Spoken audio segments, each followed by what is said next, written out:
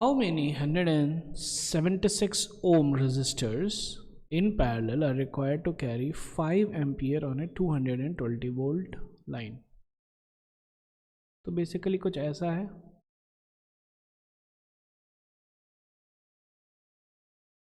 ठीक है, हो जाएगा और ऐसे, ठीक है। ये है 220 वोल्ट का लाइन। अच्छा, तो पैरेलल में क्या होता है, पैरेलल में द रेजिस्टेंस है ना, जो भी रेजिस्टेंस रहेगा वोल्टेज जो है सेम रहेगा, सबके across the voltage is going to be the same. तो इसके अक्रॉस भी 220 वोल्ट्स ही हैं, इसके अक्रॉस भी 220 वोल्ट्स है, क्योंकि देखिए ये 220 वोल्ट है, ये अगर इसको अगर हम लोग 0 पे रखे हैं तो ये जो है 220 वोल्ट पे रहेगा। कनेक्टिंग वायर से क्या होता है, कनेक्टिंग वायर जो है पोटेंशियल सेम कर देगा, ठीक है। तो ये अगर 0 है तो ये हो गया 220 वोल्ट, जो क्योंकि ये बैटरी है तो battery maintains the potential difference. तो ये 0 है, अब कनेक्टिंग वायर जहां गया तो यहाँ पे भी 0 होगा, ये इनफैक्ट यहाँ तक जो है 0 ही है, ठीक है। और ये 220 है, यहाँ पे भी 220 वोल्ट ही है। तो बेसिकली करंट कितना जा रहा है एक के अक्रॉस, तो एक के अक्रॉस जाएगा 220 वोल्ट डिवाइडेड बाय 176 ओम्स, ठीक है, एक के अक्रॉस इतना है करंट जा रहा है, ठीक है।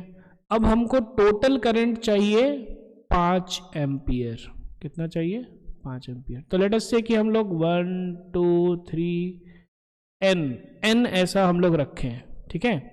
तो n times 220 divided by 176 ampere should be equal to 5 ampere. तो कितना हो जाएगा n, 5 इंटू 176 डिवाइडेड बाय 220, ठीक है। बहुत एक अच्छा चीज़ है कि देखिए 11 से कट रहा है, तो 11 से 1 ये हो गया 16 और ये हो गया 20। 5 इंटू 16 इज 80, 80 डिवाइड 20 इज 4। तो ऐसा कितना हमको चाहिए, 4 रेजिस्टर्स आर रिक्वायर्ड, ठीक है। ऐसा हम लोग को 4 रेजिस्टर्स चाहिए। अब देखिए यहाँ पे अगर आप है ना ये आई यहाँ पे कैलकुलेशन करने लगते तो फिर गड़बड़ हो जाता, ठीक है। यहाँ पे देखिए बहुत अच्छे से कट रहा है ना, ठीक है। तो यहाँ पे करने लगते फिर उसके बाद फिर यहाँ करते है ना, तो फिर प्रॉब्लम हो जाता। जैसे कि फॉर एग्जांपल 220 डिवाइड बाई 176 कीजिए, तो ठीक है यहाँ पे भी वैसे हो ही जाता है ना, ये हो गया 176 ऐसे ऐसे करने से प्रॉब्लम है एक्चुअली, ठीक है ना। अगर करना ही यहाँ पे करना ही है तो यहाँ पे भी आपको 11 ढूंढना पड़ेगा। तो ये हो गया 20, एक 16, तो ये कितना है 5/4,